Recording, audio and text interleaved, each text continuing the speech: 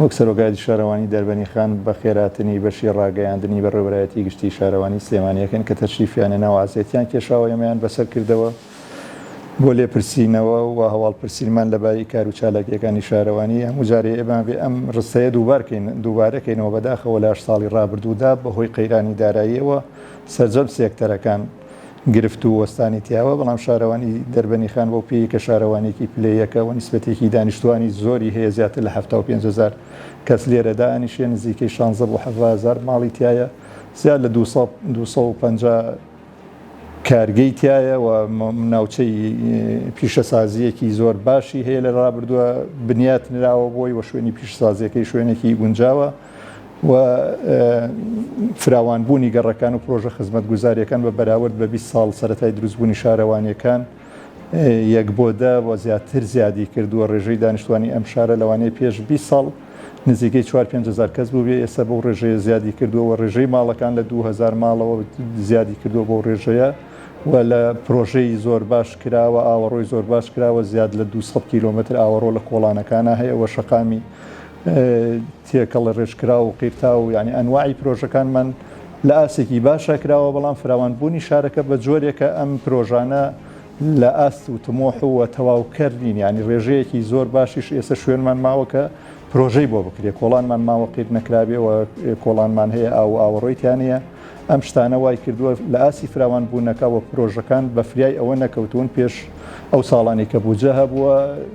شارەوانی بە شێوەیەکی ڕێک و پێک سەرجەم سێکتەرەکان کامل بکەوە قەیرانی داراییش زیاتر تەسیری تێکردوین بەداخەوە ئێمە لە ساڵی پارەوە کە دوای هاتنی ئەو بڕیاری کە لە سا 15 داهات بگەڕێتەوە بۆ شارەوانی لەو بوارەیە کۆمەڵێ پرۆژەی بچووک و سیانەی شەقامەکان و ئاوەڕۆکان و باراناوەکانمان کردووە و بەداخیشەوە لە کۆتایی ساڵیشا زیاتر لە 850 میلیۆن دینار پرۆژەمان هەبووە لە ڕێژەی لە سا 15 لە ڕێژەی لە بودجەی پەرەپێدانی پارێزگاکان و لە بودجەی چاکردنەوەی ڕێگاوبانەکان بەداخەوە لەبەر نەبوونی سویلە لە بانقەکانە دوو جار دراون بە تەندە لە محافەزە و لە بەڕێوەبەرایەتی گشتی بانگەوازی بۆ کرا و جێبەجێ نەکراون لەبەرەوەی هیچ کۆمپانیایەک ئامادە نەبووە لەبەر نەبوونی متمانە بە بانقەکان بێت ئیشەکانمان لێوەربگرێ و ئیشەکانمان کەوتوتە ئەم ساڵەوە ئینشاءڵڵا تەمەناکەین کە بودجەی پێویست و ڕێکپێک لە بەردەساوێ و بتوانین جێبەجێیان بکەین.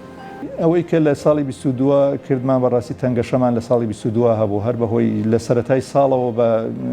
بارینی بەفر و بەستەڵەکی ڕێگاکان و دەرکردنی ئامێرەکانمان و کاری سەید تونێلی دەربەنی خان کە بە بەردەوامی ئێمە لە چاکردن و پاکردنەوە و سیانەیە بووین و قەتعکردنی ڕێگەی تونێل و گۆڕانکاری لە ڕێگەکاندا ئامێرەکانی شارەوانی بە بەردەوام بە شایەتی قایم قامێت و لایەنە پەیوەندیدارەکان لەبەرەوە سێکتەری ڕێگەوبان لەم سنووری ئێمانیە ناچاربوون ئیشەکانی ڕێگەوبان و دەرەوەی شاریش بکەن ڕێگەی چەند ناو تاقمان سیانە کردووە ڕێگەی سەرشاخ بەردەوام لە هەمشۆ بوون و ڕێگەی تونێل و لە ئەحداسەکانە بە بەردەوامی لەگەڵیان نبووین بە بەشی ئامێرەکانمان کار و چالاکییان زۆر بووەوە ئەو کۆڵان و جێگە و ڕێگانیش کە لە کاتی پێویستی بە سیانەیەکی کەم هەبوو بێ ئەوە ئیشمان تیا کردووە گەڕێکی سەلیم پیرکمان تێکەڵە ڕێژ کردووە چەند کۆڵانێکی ترمان لە گەڕەکانی کانی سارد و کەمپی خوار و ئەمانە سیانە کردو و چاکمان کردوونەتەوە لە ساڵی 22 کۆمەڵێک ئیشمان کردووە بەڵام لە ناوەڕاستی ساڵەکەیە تقریبان بەهۆی نەمانی سویلە لە بانقەکانە ئێمە نزیکەی بای 850 میلیۆن دینار پرۆژەمان کە لە 4 پرۆژەی سەرەکیە خۆی بینێتەوە دواکەوتووە پارە نەبووە سەرف بکرێ و ماوەتەوە بۆ ئەم ساڵ بۆ ئەم ساڵ جێبەجێ بکرێت و لەگەڵ پرۆژەکانی ساڵی 2023 گەر ئینشاءڵڵا تەنگەشە نەبێت و بە هەمان ڕێژەی پێشوو لەوانەیە پرۆژەمان هەبێ بۆ سیانە و بۆ ئیش و کارەکانی ناو شارەوانی دەربەنی خان. بەڵێ سەبارەت بە سێکتەری باخچەکان لێرە بەشێکی گرنگە و پانتایەکی گەورەی لە ڕووبەری شارەوانیمان داگیر کردووە لەم سنووری ئەم شارەوانێ نزیکەی 7 پارک و جزری ناوەندیمان هەیە کە هەمویان خزمەتەکرێن و سەوزن و تا ئێستا بە بەردەوامی چاودێری ئەکرێن. ڕێژەی ئەم باخچانی دەربەنی خان لە شوێنە جیاوازەکانی شاران و باخچەی زۆر گرنگیان تایە وەکو پارکی شارەوانی کە بە ڕووبەرێکی زۆر فراوان و بە مواصفاتێکی زۆر جوان خزمەت کراوە بەڵام کێشەی سەرەکیمان لە باخچەکانە ئەوەیە کە لە ماوەی 8 ساڵی ڕابردووە کارمەندەکانمان خانەنشینە بن و کەس ناچێتە شوێنیان و کەمی میلاک بووە بە گرفتێک لە سێکتەری باخچەکان و لە سێکتەرەکانی تری شاڕەنگی داوەتەوە ئەوە دیاردەیە کە حکومەتی هەرێم خۆی لە بەرچاوێتی لەبەرەوەی لە ڕاستیە 8 ساڵی ڕابردووە نە شوێنە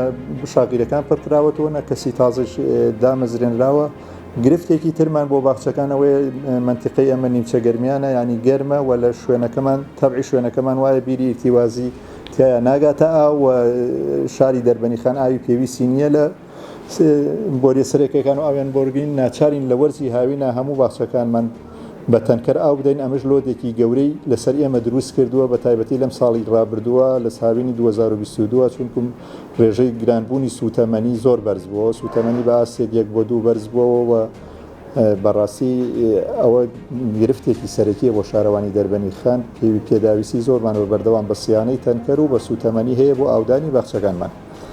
من ئەندازیاری کشتتوکاڵی ڕزگار سێ ساڵە لە پرسای هۆبەی باخچەکانی شارەوانی دەربەنیخان وەکو بەشی باخچەکانی شارەوانی دەربەنیخان ساڵانە هەڵەسین بە ڕواندنی زیاتر لە 1000 تا 2500 نەمام ئەو نەمامانەی کە لە نەمامگەی حکومی دەربەنیخان وەرەگرتنی باوکاری بەشی باخچەکانی بەڕێوەبەری گشتی شارەوانیەکان. ڕوبەری سەوزایی لە دەربەنیخان وەکو بەشی باخچەکان زیاتر لە 55 دۆنم سەوزاییمانەیە کە پێک دێت لە 52 باخچە لەگەڵ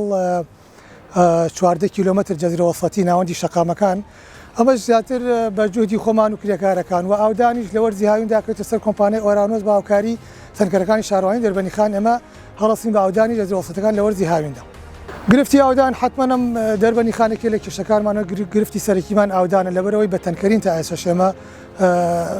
باخچەکان و ناوەندی شەقامەکان ئاودەن کە ئەمەش خۆی لەخۆیان کێشەی گەورەمان بۆ خولکردنە لەبەرەوەی ئەو ئاوەی کە دابی نەکرێەوە باخچەکان و بۆ درەختەکان وەک پێویست نییە. ئێمە تەنها ئەوەیە لە وشکبوونیان پارێزین هەتا کاتەوە وەرزی گەشەکردن ناڵین وشبێت تەنها ئەومان ئەتوانین.